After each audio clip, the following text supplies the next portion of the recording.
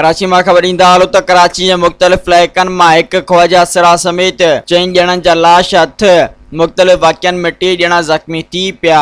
D6 phase 7 Khayaban Jami वेझो 40 साल जे ख्वाजा सिरा जो लाश मिलियो, सुञाणप न थी सघी। बिन कासिम मंगली ॻोठ D1 स्टाफ वेझो 25 साल जे नज़ीर वल्द यूसुफ जो गोलियूं लॻल लाश हथ आयो। मूसा कॉलोनी में रियाज़ वल्द इज़हार खे पंहिंजे नंढे भाउ चाकू जा वार करे क़त्ल करे छॾियो। हब चौकी मुराद ॻोठ वेझो नदीमा 23 साल जे शाहबुद्दीन वल्द मीर अहमद जो लाश मिलियो। गुलबार कॉलोनी में मोटरसाइकिल सवार फौरन पीरसन औरत खां पर्स खसे धिको ॾिनो, ज़ख़्मी हालत में अस्पताल मुंतकिल।